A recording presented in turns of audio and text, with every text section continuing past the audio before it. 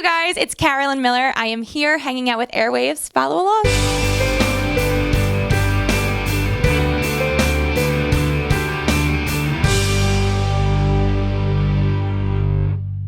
Hey guys, it's Abigail here from Airwaves, and I'm hanging out with Carolyn Miller here in Nashville. How are you doing today? I'm good. Thanks for having me. No problem. Were you so excited to be here for CMA Fest? This is my favorite week of the year, hands down. I look so forward to this. It's my first year playing at it, so this is just like, I feel like I'm living the dream right now. Absolutely, and Nashville definitely holds a special place in your heart, I feel like. So what is it like for you to be in this epitome of like country music history right now? Oh gosh, I mean, I'm from New York where you don't necessarily see all the billboards of the artists everywhere, and I love when you land at the airport, it's like, hi, this is Blake Shelton welcoming you to, like that's I got so Keith cool. Urban this morning. Did you? Oh, cool. I got Blake. But I've also gotten Carrie, who's my girl too. But I mean, it's just amazing that the city appreciates music and the artists so much, and not only the artists who are like the face of, let's say, the song, but the writers too. Like, I love how you're driving around and it's congratulating the writers who just went #1, or this publishing company who just won Publisher of the Year, and it's just every aspect of the industry is so appreciated here, and you're just in like this like heaven of music. It's so cool. How do you feel like that helps you as an artist and as a creator? Oh man, I think it's so inspiring. I mean, I think that it's so cool to be involved in any area of the music industry, but what's hot right now are these artists who are also writers, these singer-songwriters. So you take Marin, you take Kelsey, you take like the Sam Hunts and all these guys who have had these massive #1s, but they're also the writers too. And I think that always pushes me to then want to be a better writer too. And, I have a background as an actress, so I'm always used to scripts and, let's say, a composer handing me a piece of music and say, sing this, but I'm starting to find my voice now as a writer, and seeing all that pushes me to like want to put out great content that not only I'm able to sing and perform well, but also say like, this is my story and I wrote these lyrics and I came up with that hook. And yeah. And you do have a background in different aspects of the entertainment industry. How do you feel like you've pulled from acting and all these other facets to help you rise within the music industry? Oh gosh, I started working professionally when I was a little kid. I was like 8 years old, so I grew up doing film, television, commercials, voiceovers, theater, every part of it. So I learned work ethic and dedication from a really young age, and I learned that not every door is going to open, but that's okay. It's because there's something better, or that wasn't the right fit for you. You realize like down the line. So I think all these lessons of just what it is to be in the industry, even on a different side of it, has been so helpful entering into country music. Absolutely, and I feel like, acting is a totally different side of it because you're playing someone else and it's a little bit less honest, whereas music is 100% you. Yeah. How has that balance been for you, stepping out as from playing someone else to literally being completely vulnerable on your own? Yeah, oh my God, great question. I love this question. Well, when you're on stage or you're in a television show or a commercial or whatever it is, you're told to say this line, you're told what to wear, they do your hair and makeup, you're told what your choreography is, so everything you're doing is portraying a character of what you were assigned to play. And I think what's so cool about this is I love, for the first time in my life, getting to play myself and getting to connect with the audience through the eyes of me rather than through the eyes of a character. And it's been a very new thing, doing like this side of it, but I love it so much. And I think it's so fun where you can break that fourth wall. In theater, you don't look at necessarily the audience. If a cell phone goes off, you ignore it, you keep going. Like, now it's like, get those cell phones up, like throw them in the air. It's so much more engaging. And I feel like being an artist in this format on stage, I'm able to like welcome everyone into my world, into Carolyn's world. And it's like, we'll take, whether I'm on stage for 25 minutes or I'm on stage for 45 or an hour and a half, like I'm able to take the whole room and sort of like put my arms around them and like bring them to me. And it's like, we all get to hang out and like see what I'm seeing and feel what I'm feeling for that hour and a half, which is so cool and different. What have been some of the most rewarding parts of that for you as an artist? I would say, when I put out a song, whether it's something that I personally wrote or it's something that one of my friends who are #1 hit songwriters wrote that I get to cut. Casual. Yeah, I mean, like it's so weird to even think that, I have that opportunity. But yeah, I mean, I think that when I put these songs out, and I'm very particular about what I pick, because even if it's something I didn't write, I want to make sure it's something that still was my story at some point and I can relate like to nearly every lyric in it. And when I put something out and I'll get messages from fans from literally all over the world, India, South Africa, England, Canada, Mexico, Peru. I mean, all over. I get these messages of how this song changed my life, or, you know, this song, I was going through a really dark time and you encouraged me to like come out to my family or go seek help, or, you know, your music when I'm having a rough day, like I blast your EP and it like gets me through. And that's something that you just can't put a price tag on. And I think that's why, you know, we all do music in the end of the day, is it's because, you know, we want to inspire, we want to make people feel and help and comfort and also entertain. And I think when you get a message like that from someone who's, you know, thousands of miles away across the ocean, who has heard you and feels you, and if you've impacted their life in a way, there's just nothing like that. Absolutely surreal. Yeah. I mean, that being said, it was such a transitional year for you, from the EP to the single. How do you feel like you've grown and established yourself as an artist in this period of time? Oh man, well, I've got, you know, at this time last year, I was also getting ready to get married. So between the new music coming out, getting married, like all these different things, it's been such a crazy year. But congratulations! Thank you so much. Thank you. He's a good guy. But we'll keep him around. Yeah, we'll keep him around. You know. But I think, you know, this time last year, I was playing little shows for crowds of 30, 40. 50, 60 people. Then I had my EP release show, which was in front of like almost 200 people. And then now I'm at a point where now I'm opening for major label artists. So I just played a show with Chase Rice and Adam Doliak last month, and that was in front of a sold out crowd of 2,000 people. Now I'm on these bigger stages and teaming up with bigger artists that I can learn from and be inspired by. So it's definitely been, you know, a journey, but I think it's been a very speedy journey. So like going from where I was this time last year until where I am now, it's night and day, and I'm excited to see where I'll be this time 2020. So I want to talk about your most recent single, What Yeah. You Can't Have. Yay. Can you tell us a little bit about that song, kind of where it came from and what it means to you? Totally. So the song was written by Lance Carpenter, Jesse Lee, and Forrest Whitehead. And if you don't know their names, you know their songs. So Jesse Lee wrote Peter Pan, and she wrote Like I Loved You, Brett Young, and Forrest wrote Legends, and he's been so involved in Kelsey Ballerini's music. Lance Carpenter wrote Love Me Like You Mean It. So they're these amazing writers. I've loved their work for so long. And Lance is actually a really good friend of mine.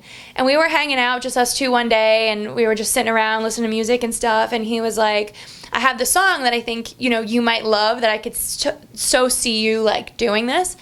And I'm not even joking. Within the first like 15 seconds before it got to the chorus, I was like, done. I have to do the song. I just knew. I knew from the first line. I was like, I'm obsessed. I have to cut the song. So luckily, I got, you know, the green light from everyone to take it and cut it and do it. And I don't know, I love this idea of you can't have your cake and eat it too. And, you know, I'm from New York, you know, we don't take a lot of crap. You know what I mean? Like, we're not afraid to speak up and like stand up for our, you know, what we believe in and stuff. And I just feel like the song, it's all about, you know, it's very empowering and confident. And I'm a big believer in knowing your worth. And it totally reminded me of, you know, an old college flame who came back around a little bit too late. And, you know, it's nice to have like that strength and confidence to be like, thanks, but no thanks, and kind of have the last word and move on. And that's what the song is. It's like, if you didn't know what you had when you had it, well, you don't deserve it now. And I always think the right one will come along that, you know, won't need to lose you first. And absolutely. So, yeah, I love the song. I'm a fan of the song, so that's why I cut it. And that totally comes across too, like you're going to have fun singing it. Oh my God, really so enjoy. much fun, yeah. I mean, what kind of message do you hope that people take away from that? Just knowing your self-worth, and just knowing that, you know what, you are special and you are unique, and if that person couldn't see that for whatever reason, then they weren't the right one for you anyway. Let it go. And because, like I said, the right one will come along that won't have to lose you first or take advantage of you just to see those sides. So it's like, you're lost, dude. Sorry you figured it out a little too late, but I'm moving on. Happens for a reason. Exactly. So yeah, I definitely hope that. And that strong New Yorker presence does come off as well. So I don't know if you know, I'm actually from Long Island as well. Yeah. So we are from the same little area Neighbors. of New York. What part of Long Island? I'm from like out by Montauk on the hill. Yeah. Oh, cool. So very east end. Okay, I'm from Massapequa, also known as Mazza Pizza, because it's a really big Italian town. Very Italian. So how do you feel like growing up there, surrounded by that? Like, how do you feel like that transitioned you into country music, or didn't? Oh, man. Well, where I'm from, there was no country radio stations until a couple years ago with Nash FM 94.7, or now New York Country 94.7. So for me, growing up, it was always Britney Spears, Christina Aguilera, NSYNC, Backstreet Boys, that whole kind of period. But I first started discovering country music when I was about 13 or 14 watching Carrie Underwood on American Idol. She was the first country singer ever, and I remember then when she partnered with the Rascal Flatts in one of the finales, I then discovered the Rascal Flatts. And then I discovered, like, from there, it just kept going. That was sort of my entry to country music. My mom had Faith Hill CDs, so, like, that was, you know, I had that. But I really didn't know about any of these other greats, like, you know, like the George Straits and the Alan Jacksons until a couple years ago when I really started educating myself and learning. And I mean, but that being said, you have those influences from Carrie Underwood to Britney Spears. So yeah. What would you say is, like, how do you pull those genres together as it comes into country music, and how do you think that all of those influences affect your sound? Yeah. Oh, these are great questions. She's so good. I love this. Okay. So I think that, you know, I definitely have some pop influences in my sound. You know I'm not all banjos and fiddles and pedal steel, which are still beautiful instruments and, of course, an important part of country music, but that's not the sounds that I grew up hearing. So I'd be a very inauthentic artist if I was trying to sing with a twang and incorporate all these things. So I stick to the sounds that I know. I grew up playing the piano, so there's always a lot of pianos in my track, guitars, you know, all those pop sounds. But I love, at the end of the day, the bones of country music, which are the melodies and the lyrics and the storytelling and the honesty and the vulnerability of the artist and the genre. So, you know, pop music right now is so beat and production heavy, you know, and you can take a word and repeat it over and over and over again and people are crazy and it's like an amazing song. Country, you have to sit down and really, like, search inside yourself and have something to say and say it very poignantly. And I think that those aspects of it, especially with my acting background of storytelling and just really wanting to connect with an audience and express truth, those aspects are all in it, mixed with a little bit of the pop stylings that I grew up listening to. So, you know, I always say I'm a true crossover. I'm very much, you know, I like to say Kelly Clarkson meets a Carrie Underwood sort of sound, somewhere in the middle. And Kelly does country too. She Kelly does. Country too. She does. I love Kelly so much. Like, Kelly and Carrie, I mean, those are just like my girls and my idols. But yeah, so that's sort of just you definitely have the Kelly vibe, especially, you know, remember when she crossed over first with Jason Aldean and stuff like that. There were so many different influences in that. Totally. And everyone, it's so blurry. Everyone is crossing over everywhere these days, and I think it's a really cool time to be in music. 100%. Because there's so much going on. There's so much music out there. 100%. And I think also country music especially is so, like, it's just opening up doors the way it used to be just a very more of a one type of sound. I think, I mean, Devin Dawson had a background in a heavy metal band. Russell Dickerson, I think, was like a pop boy band. You know, everyone had all these different sounds. And what's been so cool is being that I'm still, you know, up there and I'm a prominent figure in the country space up there because it's such a small community. I'm able to introduce that to people. So people will come to my concerts because, let's say, you know, their wife's a fan of my music or something and they're schlepped along and they're like, I've got to go to the show. And they'll come up to me after and say, you know, I hated country music. I never liked it. And, like, I love your stuff. Like, I want to listen to it. Now you have me listening to country. And I think being able to spread a little bit more of this new country genre up there is really cool, and it's a responsibility I'm happy to take on. It's like a total new wave of country music. Yeah, for sure. But, you know, I feel like, you know, there might be a place for me in it, you know, whereas 10 years ago, maybe I wouldn't have, I've found my space here. Exist. It didn't. Yeah, it didn't. It's yeah. changed so rapidly, and that's really exciting for you to be a part of. Yeah. And so that being said, what is next for you? Oh my gosh. What do you have coming up on the horizon? In the immediate horizon this week, so it's CMA Fest, so I am doing 4 shows this week. I've got 2 on Friday, 2 on Saturday. I'm going to be going to Delaware, doing some radio stuff, and I'll be playing a show out in Delaware. July 6th, I'm on the road with Ashley McBride, so I'll be doing a show with her, and a lot more shows coming up, working on the next single. I'm going into the studio on Monday to kind of lay down some scratch vocals and start mapping it out, and so yeah, new music, lots of shows. Awesome. All right. Is there anything else you would like to add to viewers? Oh my gosh. No, thanks for listening and follow along. Keep in touch. Everywhere it's Carolyn Miller Music. So carolynmillermusic.com is the website. At Carolyn Miller Music for Instagram, for Facebook, all that good stuff. And yeah, come say hey. All right, thank you so much for taking the time to chat with us today. Thanks, so girl. Great. Yeah, absolutely.